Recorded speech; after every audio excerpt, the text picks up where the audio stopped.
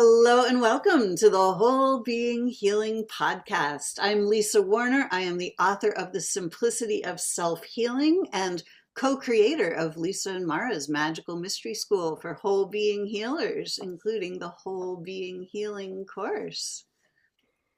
And I'm Maura Leon S., and I am co-author with my husband Keith, of the 7 Steps to Successful Relationships, and co-creator with Lisa of Lisa and Maura's Magical Mystery School for Whole Being Healers and the Whole Being Healing course. And we're very excited to be here today with this beautiful guest, Katie Dean. Welcome, Katie. Oh, thank you so much for having me. It's such a joy and a pleasure to connect with both of you. So I'm really excited for our conversation today. Thank you. Awesome, we are too. So, Katie is one of our co-stars from the Navigating the Clickety-Clack TV series and also the How the Body Heals Itself TV series, which is just coming out now. And I will say that she is one of the sweetest souls you could ever meet. And you'll be able to tell that. You probably already can. You can feel her. Katie is an entrepreneur. She's an award-winning artist, author, and energy guide. She is helping people reconnect to their infinite supply of energy, avoid burnout, and recover from chronic fatigue. While working as a business strategy consultant, Katie collapsed on her way to work one morning. She was eventually diagnosed with chronic fatigue syndrome and spent 20 years seeking recovery. After recovering her own energy, she retrained and gained a certification as a bioenergetic health coach.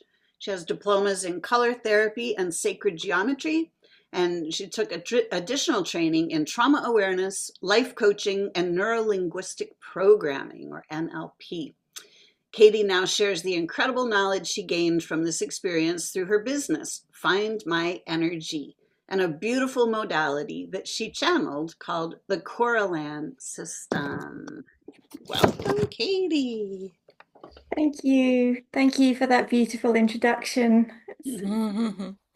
So, what we would love to start out with is we always talk about how in our mission we're supporting people in moving from fear to love and uh, and activating their Activating their ability to ability to self-heal. self-heal. Yep. And then aligning with their soul purpose. And so we go straight to the soul purpose because we would love to hear about your journey toward discovering your soul purpose. And of course, it's an ongoing journey for all of us. But what have been the highlights of your journey that you'd like to share right now?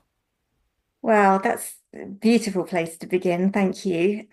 So some of it you've just covered a little bit in my biography. I'd originally graduated from Cambridge University with a PhD in history, thinking that I was going to go into the corporate world, settle down, have a family, live the normal life. I did go into the corporate world, and after 2 years, I just collapsed on my way into work one day. I mean, it seemed like it came out of nowhere, but reflecting back, I could see this was building. And now, reflecting back from the present moment, I see this was building because I was so far out of alignment with where my soul came to live in this lifetime. But we'll skip back to where I was. So this was 2002 when I collapsed.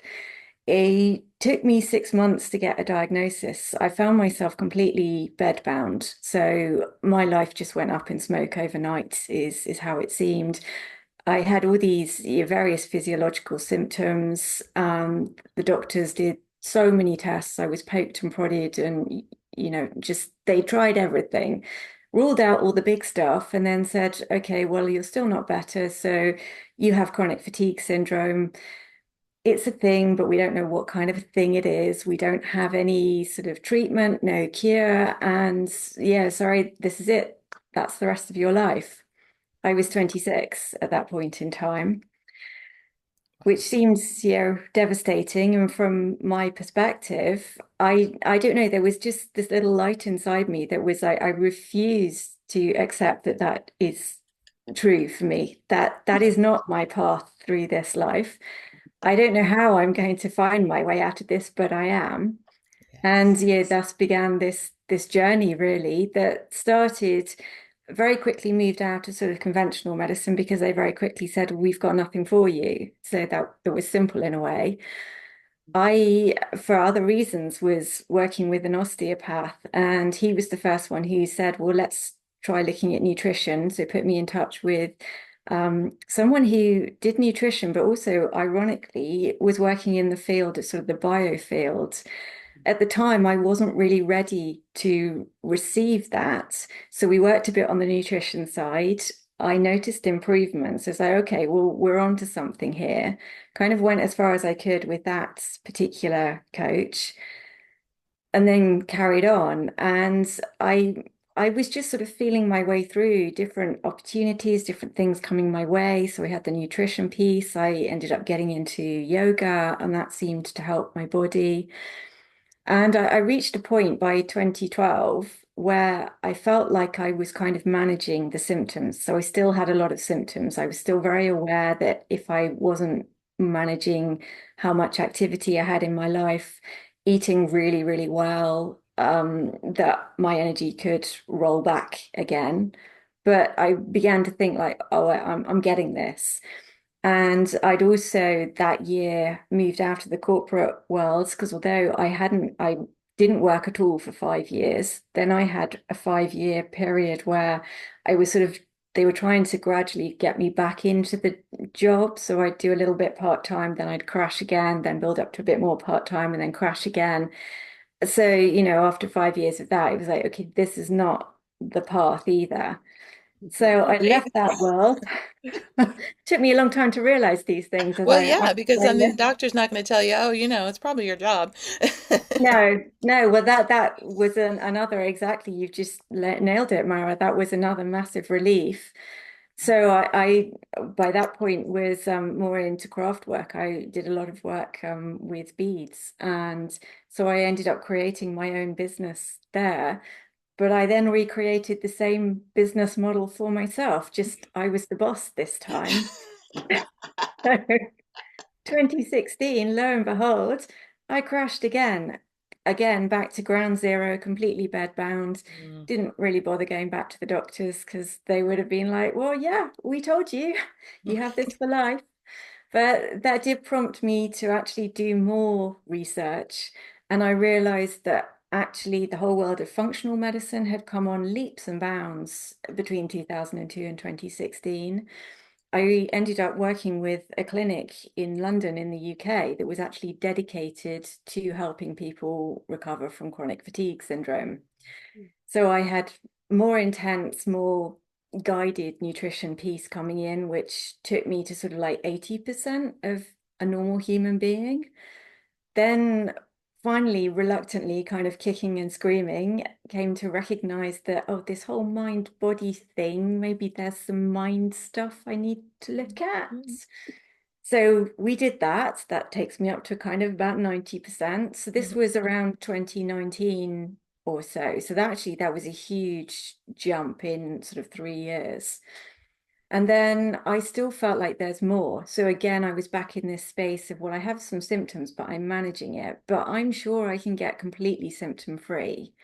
And at that point, what crossed my path was an opening to move into sort of the spiritual world. So that's where things landed. That was like, oh, this is what my soul came here to do, to reconnect with who I really am. That opened up the full healing. And from that, just having been on that journey myself, and I came to see myself then as this energy being in a physical body rather than this physical body having a horrible experience. That was sort of the light bulb moments. And then things just, I don't know quite how or why, but suddenly I was no longer interested in running my beading business, even though that had been amazing. It was something I loved and I couldn't imagine ever not doing. And it had actually financially supported me through all these treatments. But suddenly it was like, no, no, you're not doing that anymore. So at that point, I got called to retrain. I trained with Energy for Life is the company that they are now called as bioenergetic health coach. which gave me just so much information to kind of navigate and understand like our biofield, our energy system. So I delved intensely into that, and I thought I was just going to be, working as one of their practitioners using their system, but that didn't seem to take off either. So I kept exploring and kept exploring, and then it was 2024. I just began channeling, downloading. I don't know how to name it really. My own modality, the Kolorlan system, which you're actually looking at examples of that behind me. So it's combining sacred geometry images, which I just see in meditations, or sometimes I dream overnight. And then we're applying color, and it's not just any color. There's very specific 15 colors that are all linked to our chakras.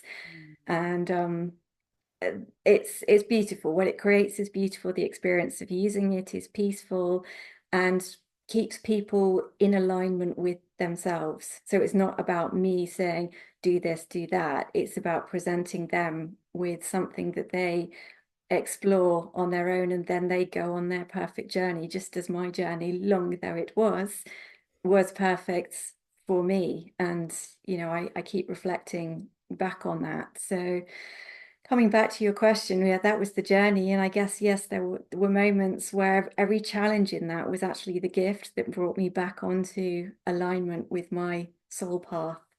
And here I sit today, just waiting to share this with other people, because it is the most incredible experience Mm. when you live it, and it's hard to convey until you live it for yourself. That's so beautiful. I love the way they say when you find your purpose, it's so simple. It just feels right. But in a way, it's paradoxical because that's what makes it so hard to find, because we're so conditioned to think, oh, it's got to be complicated, it's got to be fancy, it's got to be special, and all these things. And to us, it doesn't feel that way. It just feels easy. It Yeah. just feels right. But then to other people, it's so valuable. It's so helpful because your soul is in it and you were guided to do that. So I love to hear you talk about how you finally just listened, got peaceful, and followed that inner guidance after learning about your energy and the biofield and all those things. So both together, it's like learning is great and then tuning in and listening. Beautiful. Thank Right? And you. it's so telling that the medical model didn't have any answers for you. That, after Mm, all of the testing and the poking and the prodding, and they're like, well, we don't really know, so we're just going to slap a label on there. We're just going to give you this label, and you can just wear that for the rest of your life. And, yeah. we'll give you some pills, and it'll be great. But what you discovered was that the answer had nothing to do with the medical model. It had nothing to do with your body being diseased. It was, I am not living in alignment with my soul. I am not being who I truly am. Yeah. Yes. Yes, that's it in a nutshell. And then it's been this process of going, okay, well now I've got this incredible understanding. How do we explain that to help other people, to take them on the same journey as and when they're ready? Because it's very much, I mean, if nothing else, my my journey that took 20 years, I'm always a bit, there's so much power in that, because on the one hand, you can look at it and go, well, she was a bit slow to learn, wasn't she? Or, We all have the or same story, though, in one way or another. Right? all right, sometimes when I feel I'm saying it, I don't want to give people the idea that, oh, it has to be this long, hard slog that takes Yeah. decades of your life, because that's not it either. It's more the uplifting of, well, if it has taken decades of your life so far, don't worry, that doesn't mean it's not going to happen. But it's really, as I look back, I was just wasn't ready to receive the messages until I was ready. Yep. So if I could sit in a time machine and go back to 2002 and say, look, Katie, just you need to just do da da da da, it would still take me 20 years because I wasn't in the space to be open to that information. Mm. Well, I would say not just that you weren't ready. Yes, that's true. The world wasn't ready. We weren't at the point that we're at now. And so we all needed to go through what we went through. Mhm. And now those of us who, some people would call us sensitive souls, and that fits. Also, what Lisa and I are realizing, and a lot of people are, is there are those of us who are here for this purpose of supporting each other and supporting the world in this shift that's happening. Mhm. And so we needed to go through this ourselves and create um, our own healing process, or follow our own healing process, because it's different for each one of us. And then and then follow that soul purpose, and then come together with each other as we Mhm. have in these TV series now. Like, you wouldn't have seen anything like this 20 years ago. And No. now it's like so needed, and people are so ready for it because of what we've all been through. Mhm. And so I feel and I observe that we are here as teachers right now. We're here as leaders, not to mean that we're better than anybody else, but just that we're here to lead those who are on the path, maybe right behind us, and they're ready for the part that we can share. Or maybe they're on the path right next to us, and we're sharing what we're sharing with them, they're sharing what they're sharing with us. Like, we're all benefiting in supporting each other in this way. Yeah, absolutely. And it's such a beautiful journey as well. When you come to recognize that that's what's happening, and recognize that there's nothing, there's never a mistake, there's never anything going wrong or happening at the wrong time. And I'm increasingly learning that, increasingly learning to trust, because a lot of this is also about trusting the process. And Mm, even when it feels messy and feels like you're off track, that is a lot of the healing gifts are in there, but that's not what we've been taught.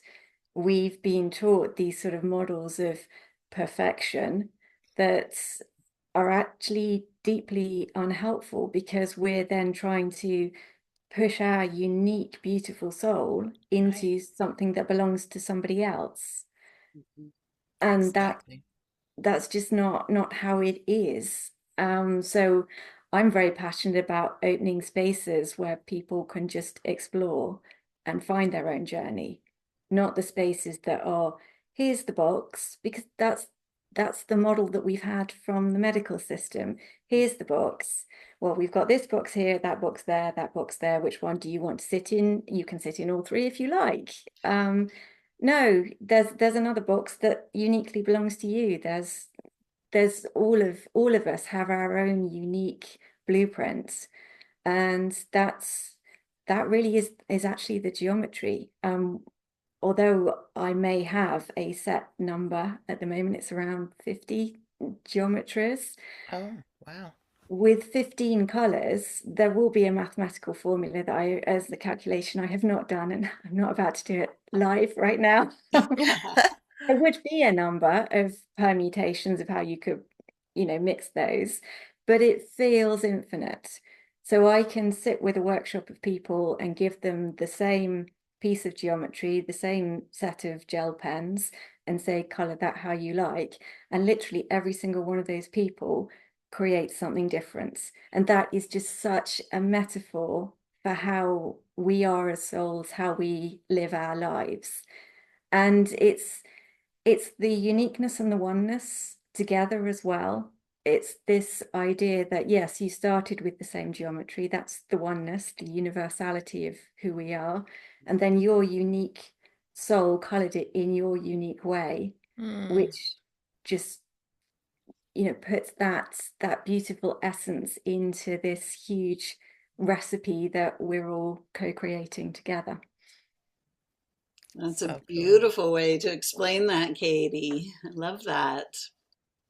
Thank Yeah, you. I love that it's like this incredible expansion. Just what you just shared is just because I was just going to ask about that. Like, Like, how many of these have come through? And are there more coming through? And what do you do with them? And I know they're colored. And it's so cool because I remember several years back when these adult coloring books came out and it was all the rage for a little bit. And at the time I was like, oh, wow, those are so pretty. I'd love to create one of those. But it didn't even occur to me to actually use one. And then I got one for Christmas from my beautiful soul sister here. And it was at a time when I think she knew it was something that was going to really be helpful for me. And just the process of coloring something that isn't at the uh you know sacred geometric vibration of what you're doing is already like so much more therapeutic than I could have imagined. Yeah. So, yeah, so can you say a little more about what is different about this? I don't know, can you put it into words in a way that we could understand or I will have a go. Thank you. It's a okay. beautiful question. I think actually probably the best way I can do this is just by sharing a journey that I've just been on with a group of people using the Kolorlan system through December. I mean, I sort of couched it a bit like an advent calendar. So this concept of opening a door each day, but instead of opening a door and getting a candy or whatever it might be, I created a beautiful gift box that I sent to everybody that contained the set of Colorland gel pens. So there's 15 colors in there. Also, the same geometry printed out on it's beautiful paper, and then there were a few other gifts in there as well. We had this lovely online community, which we all went into each day to open the virtual door. So as you click on the space, you're told, right, the color you're using today is, one of the 15 from your gel pen pack. Oh, wow. And you're going to color, it was usually 7 or 8 little areas within the image today. You get to choose which ones, what order, how you do that. At the same time, I then created like I call them meditations, but I don't know if that's quite the right word. It's basically, it was as if I became each color and I sort of channeled the qualities of that color. So, for example, red is the root chakra. It's very grounding, but it's Mhm. both safety and danger. We see that in the way we use it, red on danger signs. It can be angry, it can be nourishing. So I was sort of channeling all these qualities and speaking as if it was the color speaking through me, just knowing that then as somebody is listening to that while they're coloring their 7 or 8 areas with the red pen, Mm, their subconscious is just going to know which bits of those qualities it needs. And then we had this community space, so people were popping into that and just sharing their experience and sharing things like, oh, I picked up silver black as one of the colors. So it's like black, but it's got silver glitter in it. So you can imagine a lot of people are really turned off by black. Why would I want to color with black? But with the silver glitter, it just lights up.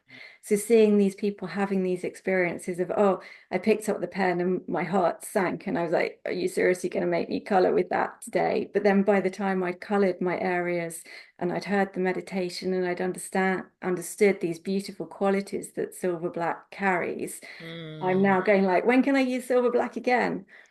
So we had these reflections on color. We had reflections on people actually saying how shadow work had become simple, how they were noticing patterns in themselves of self-criticism and being able to just sit with that and be really compassionate with that, how they'd set intentions of things like, for example, wanting to connect with joy, because it sounds weird to say that it's difficult to connect with joy, but a lot of us have grown up in environments or just been socially conditioned that joy is not an acceptable emotion. It challenges other people.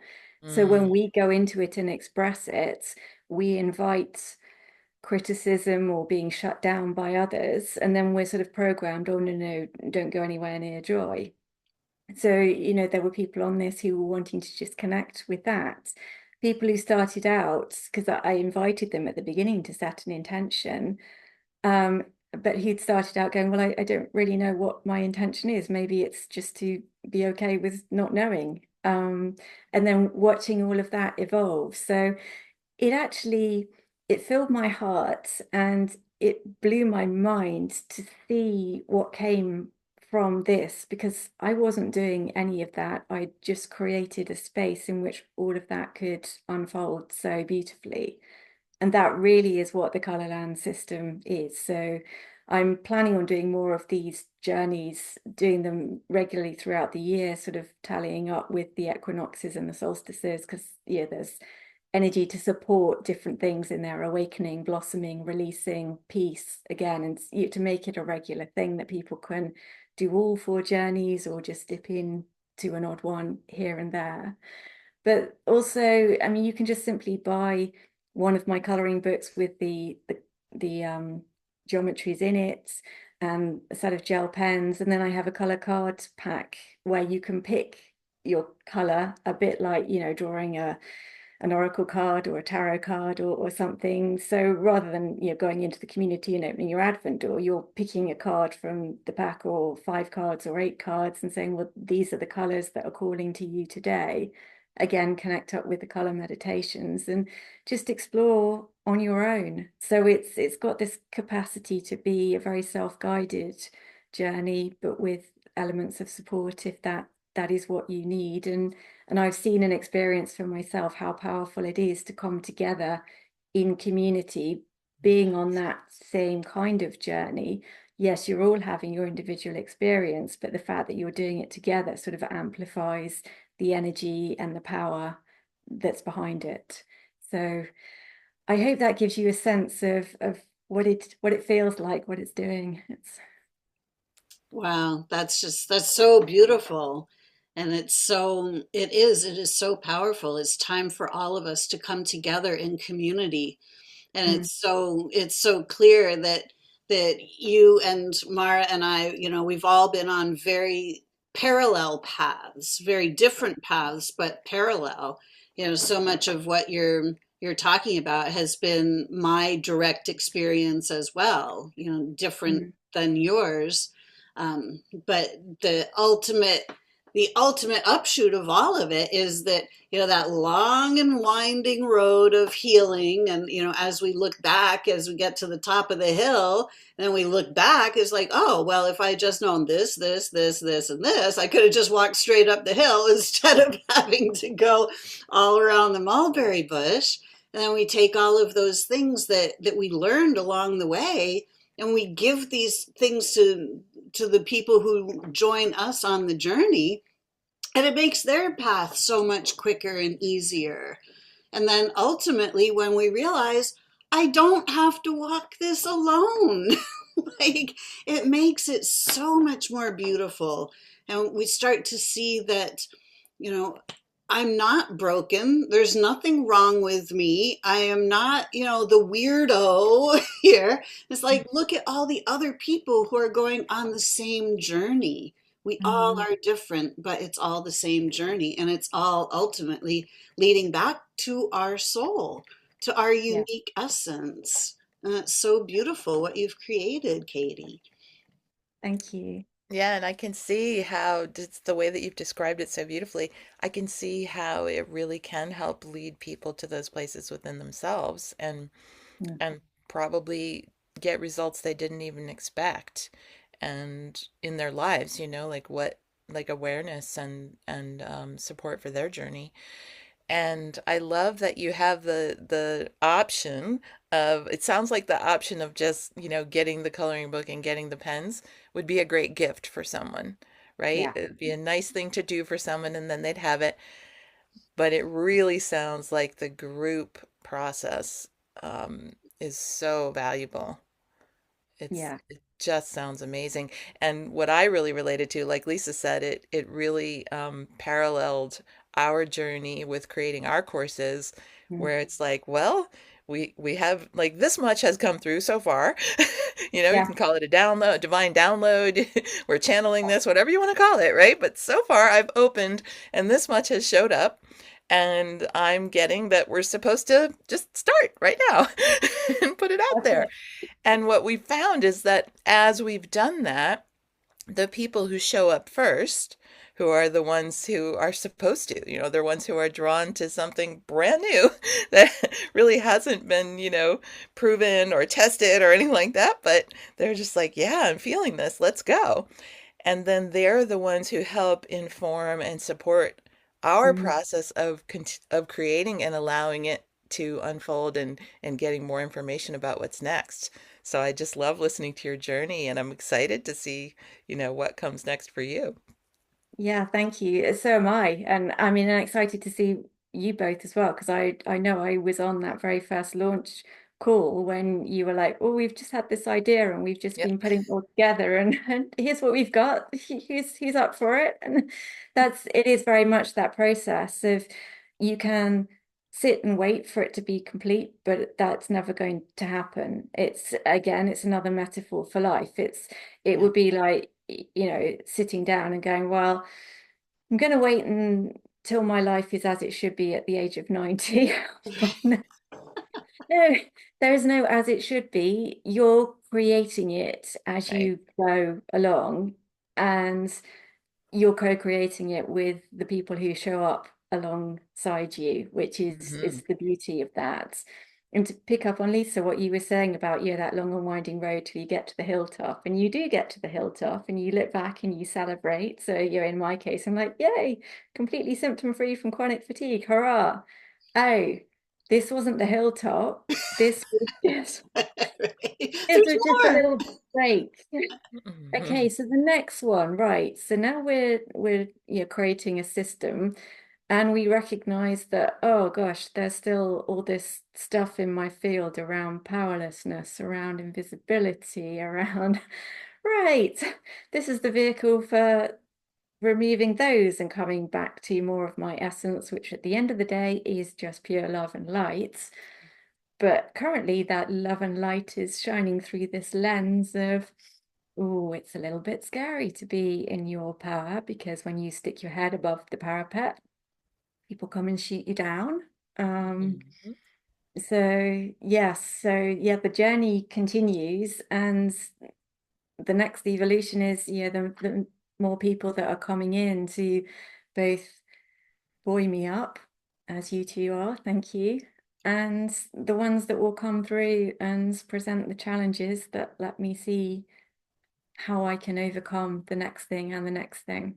Yeah, those challenges are gifts. It's hard to see them that Mm, way, but they yeah. are. Yeah. It's like, thank you.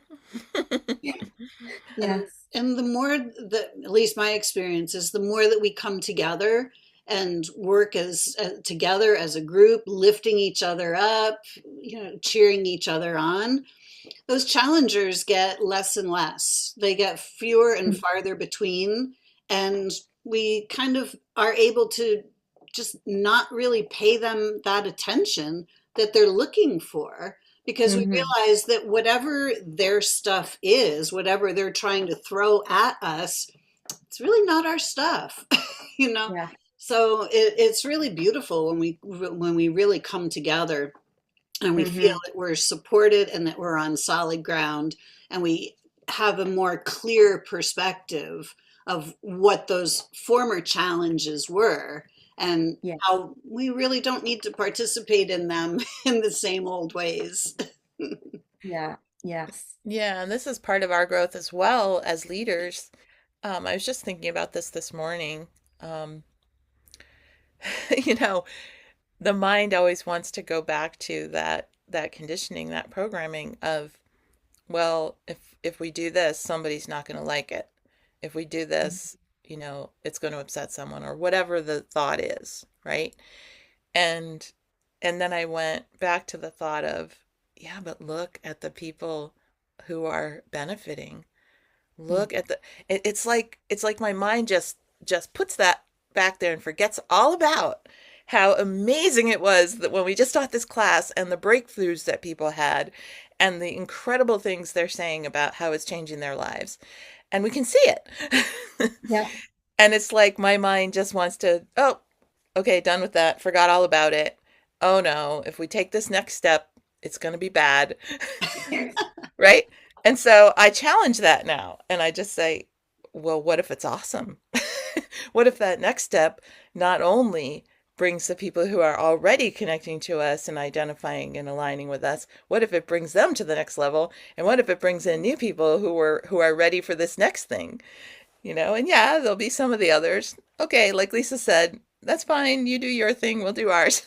Yeah, it's not for you, obviously. That's okay. Yeah, yeah, that's so beautiful, and exactly the experience. It's that good old negativity bias that we all carry in our system of, yeah, with good reason. And this is another idea that I'm exploring now is what if nothing, yeah, we stop making ourselves wrong. It's how many times I notice in the day, it's like, oh, I should have. Yes, okay, maybe it would have been helpful if I'd done that thing at that time, but let's flip this around and go, well, no, I'm not stupid. I don't make mistakes. If I didn't do it, Yes. there's a part of me that is valid that had a really good reason for not doing it. So let's connect with that part and see what that part needs to make it feel loved and fulfilled. And that actually is those little parts, when we're not connecting with them out of choice ourselves, that's when the naysayers out there in the world come up to reflect them back to us. And of course, we cannot control the other people out in the world. That's, and nor should we even try. That's their journey. That's their soul growth, and it would be taking from them if we were to try and change them. But it's thank you very much. Now, where is that reflected in me? Let me connect with that part of myself that is ready to step forth and be loved, seen, held, and ultimately healed. Mm. And for me, I then find myself all turning to the colors, and I will, yes, sometimes I intuitively know which geometry I want to use. Other times I will pendulum test, okay, which is the optimal geometry today, then take out my cards and pick the colors and just sit down and work. Well, I say work's not the wrong word, play with the colors, Mm. experience their energies, and it's incredible what comes through. And what I'm also noticing is the healing power of tears. That, Mm. again, I think I approach this with a conditioning that I'm trying to sort of think my way out of it, like mentally understand these things. And I've noticed more and more and more that as I just sit with it and actually sit with my body, so sort of hand on heart, just getting out of the mind and just allowing the body to feel, tears will flow. And Mhm. that's the clearance. I don't need to go in and know the story behind it and join all the dots and da, da, da. That's not what the healing is. That's almost kind of keeping you stuck in that loop. It's just finding ways to just connect in with what is there. And they're like little frozen ice blocks, if you like, that when you, I suppose you put warmth would be one way of looking at it, and then they melt and come out as tears. So that's it. Again, such a simple process when we think we're looking for something that's got to be this big, flashy, complicated system thing. No, it's not. It's just way more simple than that. Yes, just allowing ourselves to feel our emotions. We live in this world is based on control, controlling everybody else's behaviors, controlling everybody's perceptions, point of view. What are you going to do? This is what you have to do. And we're not supposed to control anybody else. We're just supposed to manage ourselves. And Mhm. then by having the external world say, you have to do this, big boys don't cry, do the, don't show your emotions, just like suck it up. Like, then we just get frozen and we don't know what to do. And we feel like we don't fit in. We feel like we don't know what to do. We feel like we have to do stuff that we really have no interest in doing whatsoever. But we do it anyway because we feel like that's what we have to do. And now we look and see where we are in the world and look at what we are doing here to just unravel all of Mhm. that conditioning, all of that trauma based programming that has us off balance, that has our poor, dear, sweet bodies trying to do what they need to do to help us survive all of these traumas. And then it's called disease. Well, you have this disease, and your body's doing this horrible thing, and you're never going to be able to get it back into condition. And it's like, wow, that's none of that is true. And we're all here as living proof that none of those stories are actually true. And that when we reconnect to our soul, all of the answers have always been right in here. Isn't it Yeah, beautiful? it is. And it's even true, I've been reflecting recently where that impetus for controlling others or for measuring our own things that we say. I mean, how we think how many times in a day do you sort of go to say something either out loud or to write an email and then think, no, no, no, I can't send that because it's going to cause distress to the other person. And very often we're seeing it through a lens of kindness. So it seems like, oh, I don't want to make them angry because I know that feels horrible. But the truth of the matter is actually, I don't want to make them angry because then they're going to be angry at me and that's going to feel horrible for me. And I Right. don't trust that I can navigate that. So I better Yeah. just but it's another form of controlling other people when really Yeah. it's learning how to just bring it back in and go, if I speak my authentic truth, know that their reaction is their reaction, and whatever it triggers in me, I am centered enough and enough in my own power to be able to, comfort that part of myself. And that's the like intellectual understanding at the moment. I'm still embodying that, but it's so fascinating to see this dance between me and other all the time and how it's not me and other at all. It's all one thing. Wow, I love that distinction. That's kind of an advanced place to go with it. And I think we're ready for that. And Mm, so and that really spoke to me just now when you said that, you think you don't want to say it to them because it's going to upset them and you don't want to hurt them. But really, if it upsets them and then that comes back at you and it's going to hurt you, that is, wow, that's a really important thing to notice and realize. And then I loved what you said after that, being able to take care of yourself through that, being able to mhm. handle whatever whatever reaction they have and let it be okay. Yeah. And we do need tools, I say in inverted commas, systems, whatever it might be, however we discover, and again, that is unique for all of us. For me, it turns back to color. For some people, it's meditation. It may be like Tai Chi or yoga or breath work. I mean, we are just spoilt for choice with the Mm, modalities that we can use to just help us center. And from that place of centering, as we were saying earlier, it's just literally feeling the emotion, allowing it to flow through and release. And that's it.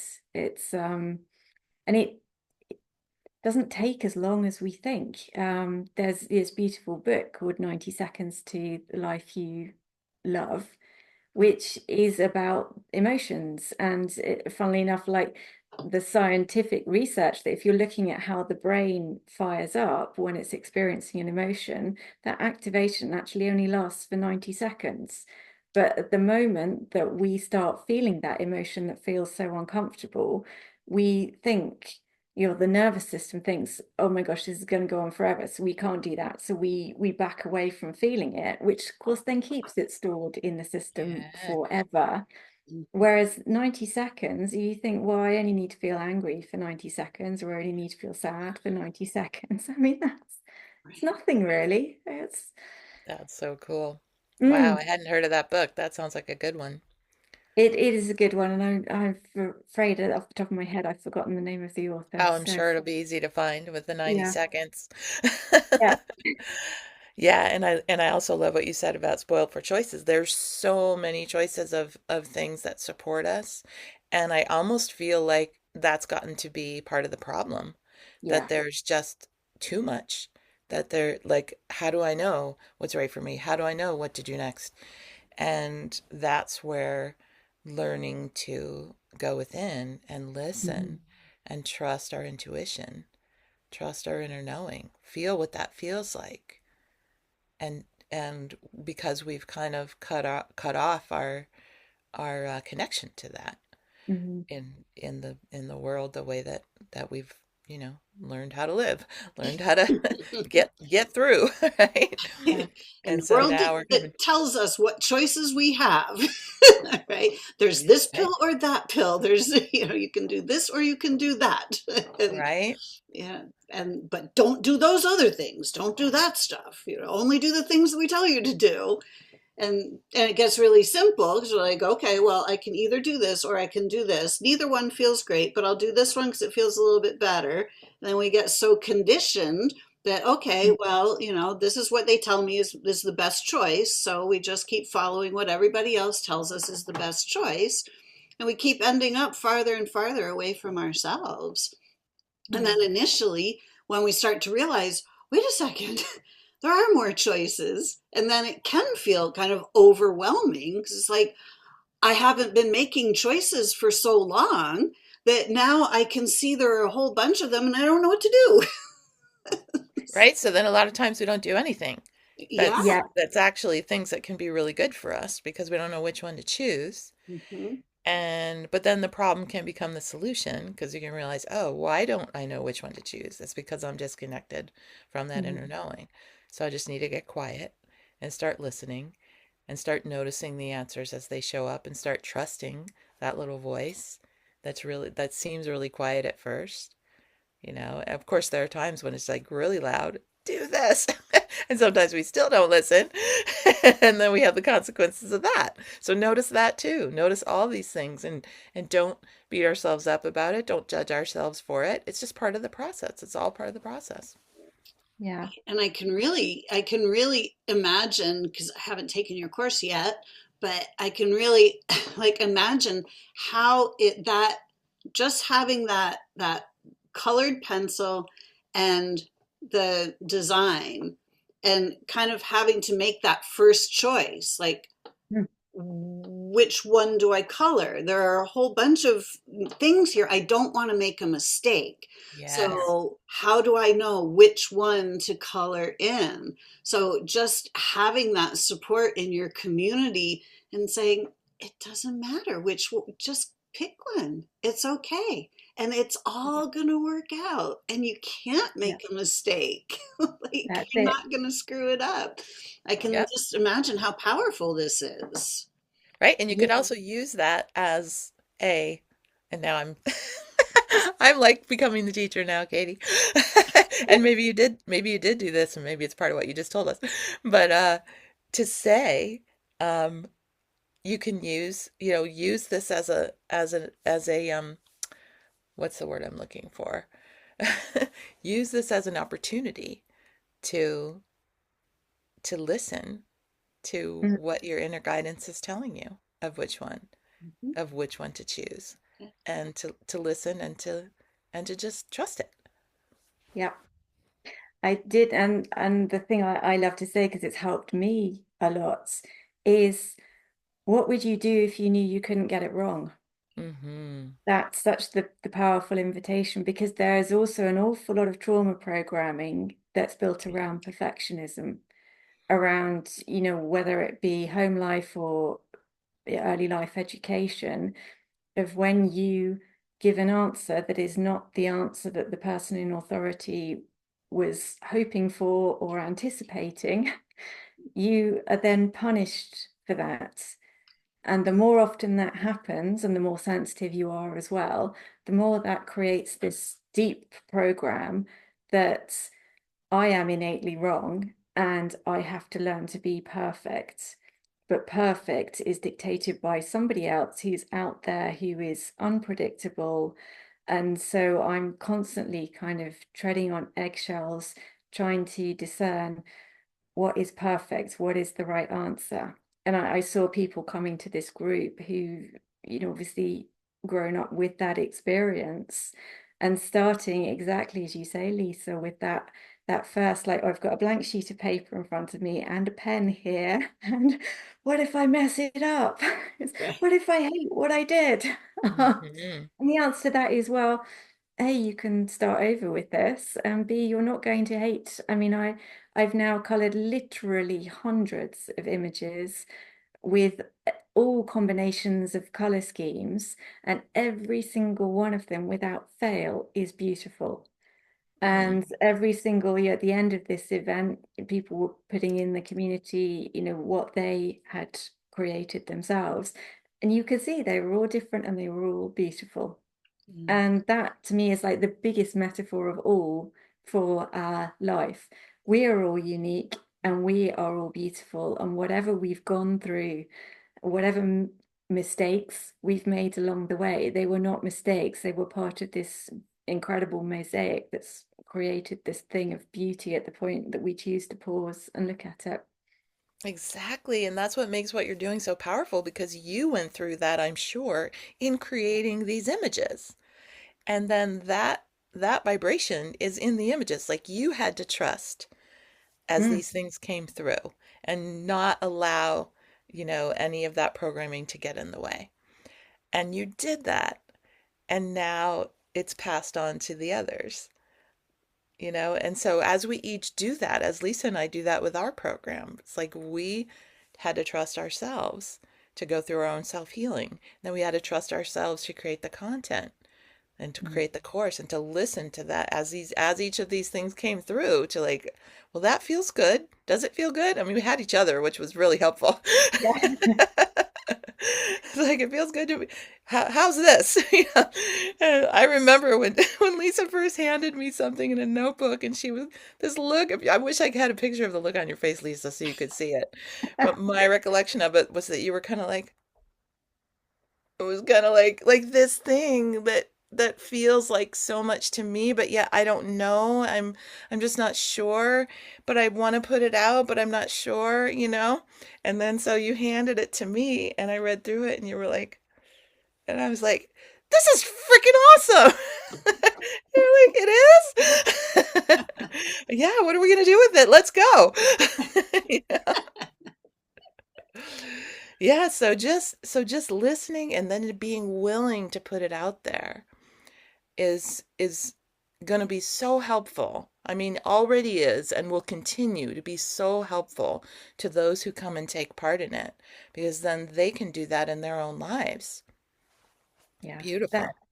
thank you for reflecting that back, because that's another beautiful thing that we reflect off one another. I mean, again, another piece of programming is not pausing to notice the wins, if you like. It's notice when we reach that hilltop, we're straight onto, oh, well, where's the next thing to climb? But actually just pausing to celebrate and feel grateful for ourselves.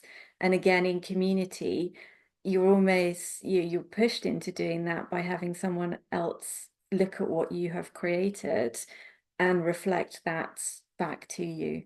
So another powerful testimony to working together rather than alone.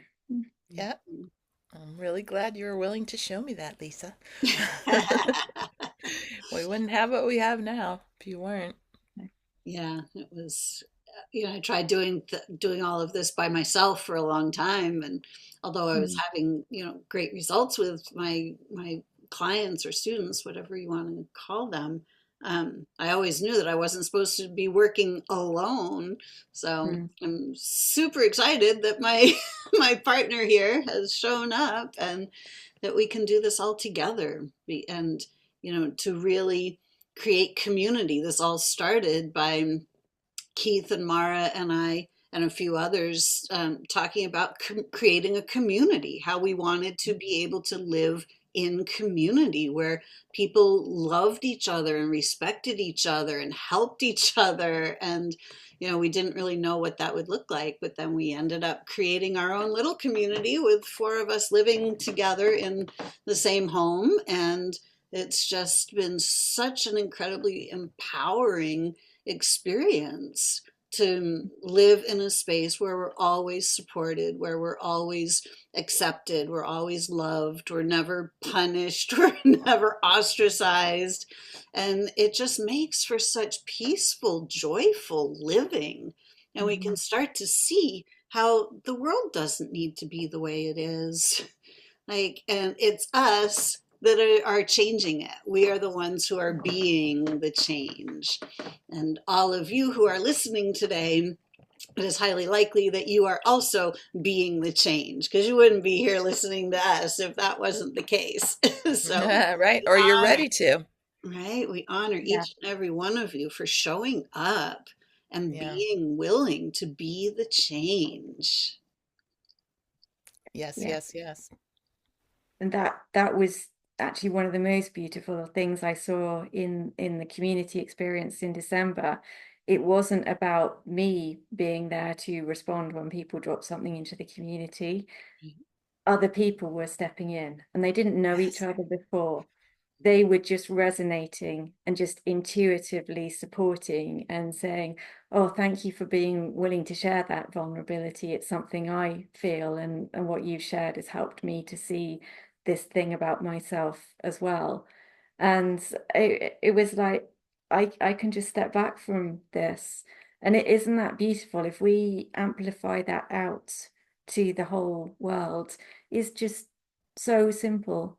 People sit there thinking, well, we need world peace by changing the governments and protesting on the streets. And no, no, no, it's way simpler than that. It's just starting by correcting that relationship, reconnecting with yourself, Yeah. from which ripples out your capacity to reconnect with the people immediately around you in whatever community you find yourself, whether that be your actual family, your physical friends, or connecting you on a podcast like this and realizing, oh, there's these communities online where I can come and be loved and seen and heard and welcomed, even though I don't physically know the people who are already in that community.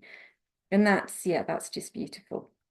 It is. Yeah, and it's Well, beautiful that we can do that online now, yeah. and Mm, then it will start to ripple out to our physical surroundings. So yeah. it's so beautiful to see where Yeah. this will all lead. Yeah. And thank you so much, Katie, for coming to be our guest today, because this is how we are expanding our reach and uh, helping people to find us, helping to people to find the things and the people who do resonate and align with what they're feeling and what they're wanting to do next on their journey. Yeah. So if people are feeling you and feeling like they want to work with you on their journey, how do they where should they start? How do they find you? Well, Kolorlan System, it is the website is kolorlansystem.com. And hopefully you can see on my little name tag, it's the quickest way to give you for the spelling. And I'll just throw in there actually the word. So my own family roots are from Cornwall, which is the southwest tip of England.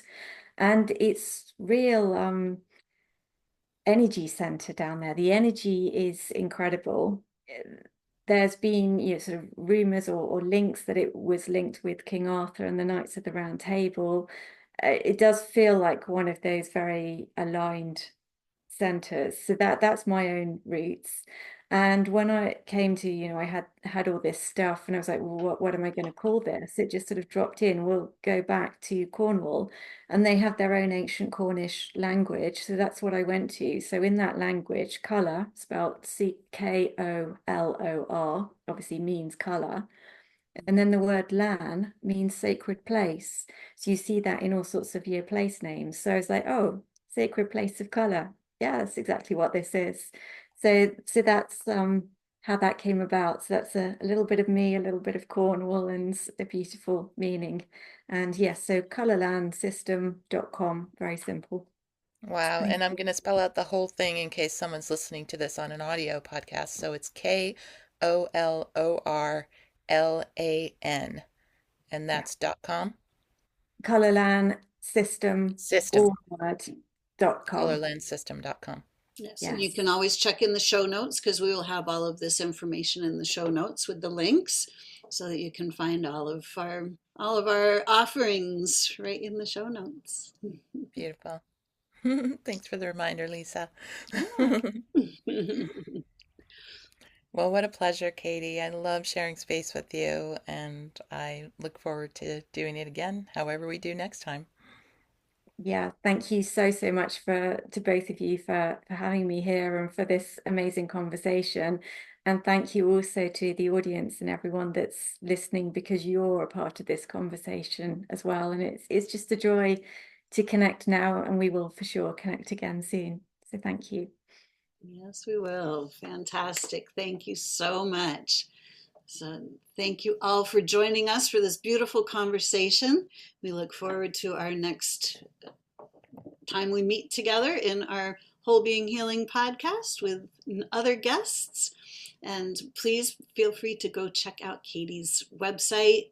Her link will be in the show notes as well. And look for her books online.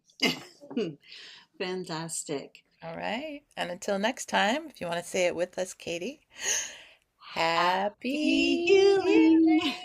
healing. Bye, everyone. Thank Bye. you.